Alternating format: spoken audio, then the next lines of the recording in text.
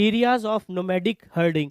Nomadic herding के areas के बारे में आपको पहचानना है। नोमैडिक हर्डिंग के बारे में क्वेश्चंस आपके शॉर्ट आंसर में भी आते हैं, ओके। और नोमैडिक हर्डिंग के क्वेश्चंस आपके मैप में भी आते हैं। तो मैप के सेगमेंट्स के लिए भी जो है ये बहुत ही इंपॉर्टेंट है।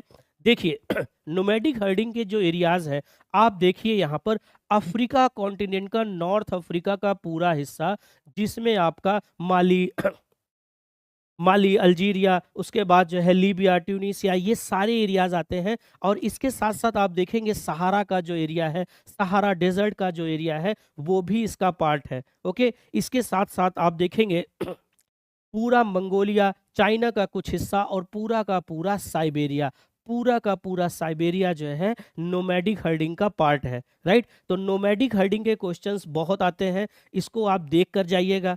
आगे बढ़ते हैं। Lowest and highest growth rate of population. Lowest and highest growth rate of population दुनिया में जो दो कंट्रीज हैं पूरी दुनिया में, उनके बारे में आपसे, इनके बारे में लिखने को भी आ सकता है और इनसे जो है मैप का नोटेशन भी आ सकता है। तो कौन सा है हाईएस्ट ग्रोथ रेट, किसकी है? लाइबेरिया की, अफ्रीका कॉन्टिनेंट में है, ओके। उसके बाद अगर हम देखेंगे तो जो लोवेस्ट ग्रोथ रेट है वो किसकी है? लातविया की। लातविया जो है आपका यूरोपियन कॉन्टिनेंट का पार्ट है, ओके। उसके बाद देखिए एरियाज ऑफ सब्सिटेंस गैदरिंग। सब्सिटेंस गैदरिंग का मतलब जीवन निर्वाह के लिए जो लोग नेचर की चीज़ों को इकट्ठा करते हैं, अपनी डेली रूटीन, डेली लाइफ की चीज़ों को पूरा करने के लिए नेचुरल चीज़ों को इकट्ठा करते हैं और उससे अपना जीवन यापन करते हैं। यहाँ पे इंपॉर्टेंट बात यह है कि ये उसका ट्रेड नहीं करते, ओके। तो उस एरिया के लोगों को आपको पहचानना है, वो कौन कौन से एरियाज हैं जहाँ पर सब्सटेंस गैदरिंग होती है। तो आप देखिए साउथ अमेरिका का ये पूरा हिस्सा, जिसमें आपका ब्राज़ील और थोड़ा सा उरुग्वे पराग्वे का भी हिस्सा, थोड़ा सा चिली का भी हिस्सा आता है, वेनेजुएला का भी थोड़ा सा हिस्सा आता है, ओके। उसके बाद आप देखेंगे नॉर्थ अमेरिका का, कनाडा का मेजर हिस्सा, नॉर्थ कनाडा का मेजर हिस्सा जो है, और अलास्का का थोड़ा सा हिस्सा, ये भी इसमें कवर होता है, ओके। यहाँ पर जो पॉपुलेशन रहती है वो एक जगह से दूसरी जगह घूमते रहते हैं अपनी डेली लाइफ की, डेली रूटीन की जरूरतों को पूरा करने के लिए, ओके। उसके बाद साइबेरिया का पूरा रीजन, राइट। उसके बाद अफ्रीका कॉन्टिनेंट का ये पूरा रीजन, अफ्रीका कॉन्टिनेंट का ये पूरा रीजन, जहां पर आप देखिए ये इक्वेटर है, यहाँ पर इक्वेटर है। इंपॉर्टेंट चीज अगर आप देखें तो यहाँ पर इक्वेटर है। घाना, कॉन्गो, डेमोक्रेटिक कॉन्गो, ये सारी कंट्रीज जो है आपको यहाँ पर मिलेंगी। और इक्वेटर के आसपास कैसा फॉरेस्ट मिलता है? ट्रॉपिकल रेन फॉरेस्ट मिलता है, right.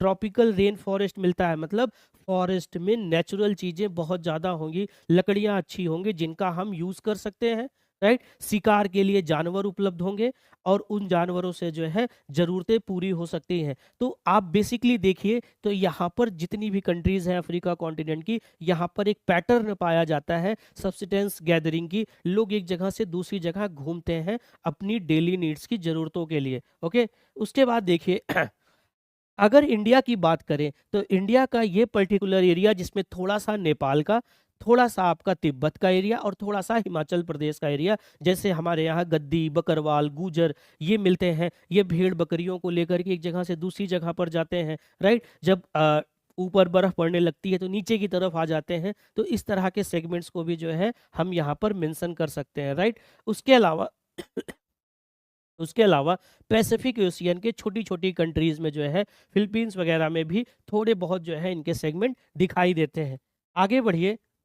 Commercial live stock rearing area. अब वहां पर जहां पर लाइव स्टॉक की, जहां पर जानवरों की कॉमर्शियल पर्पस के लिए, कॉमर्शियल पर्पस के लिए एक स्टैब्लिश इंडस्ट्री है, एक इस्टेब्लिशमेंट है, उनके बारे में आपको मेंशन करना है। ये वाला सेगमेंट बहुत ही इंपॉर्टेंट है, राइट। बहुत ही इंपॉर्टेंट है। अब देखिए United states of America, America का पूरा हिस्सा, थोड़ा सा मैक्सिको का हिस्सा और कनाडा का थोड़ा सा हिस्सा, राइट। ज्यादातर हिस्सा यूनाइटेड स्टेट्स अमेरिका का, और वो भी कौन सा? वो भी आपका वेस्टर्न अमेरिका का, राइट। वेस्टर्न अमेरिका का, ओके। यहाँ पर लाइव स्टॉक की जो है ट्रेडिशनल पर्पस के लिए, इंडस्ट्रियल पर्पस के लिए इनका यूज होता है। और उसके बाद ये देखिए पूरा का पूरा ब्राजील, अर्जेंटीना, पराग्वे, उरुग्वे, ये सब जो है इसका पार्ट है। और यहाँ पर पाई जाती है ग्रासलैंड, ग्रासलैंड पाई जाती है, बड़े बड़े घास पाए जाते हैं, साल के 12 महीने जो है फॉडर उपलब्ध रहता है। तो ऐसी सिचुएशन में जो लाइव स्टॉक है उनका इंडस्ट्रियल पर्पस से यूज कर पाना पॉसिबल होता है, राइट। तो इन सब के पीछे एक कारण है, एक रीजन है, इंडस्ट्रियल डेवलपमेंट के पीछे एक प्रॉपर रीजन होता है, राइट। अभी हमारे पास समय नहीं है उन चीज़ों को डिटेल में डिस्कस करने का। आयरन और इंडस्ट्री कहाँ लगती है, इसका प्रॉपर रीजन होता है, कैसी नदी आएगी, कहाँ से रॉ मटेरियल आएगा, ओके, लाइव स्टॉक इंडस्ट्री कहाँ डेवलप होगी, इसका एक प्रॉपर रीजन होता है। इन सारे सेगमेंट्स को, इसके थ्योरेटिकल पोर्शन को, सॉरी दोस्तों, इसके थ्योरेटिकल पोर्शन को अगर आपको कवर करना है तो तक्ष के ऐप पर जाइए और वहां पर 100 इंपॉर्टेंट क्वेश्चन ज्योग्राफी के, 100 इंपॉर्टेंट क्वेश्चन ज्योग्राफी के केवल 1 घंटे की वीडियो में, केवल 40 मिनट की वीडियो में आपके सामने शेयर किया गया है। उसको देख के जाइएगा एग्जाम से पहले, बहुत ही इंपॉर्टेंट सेगमेंट है, ओके। उसके बाद साउथ अफ्रीका का रीजन, साउथ अफ्रीका का रीजन, सेंट्रल एशिया का रीजन।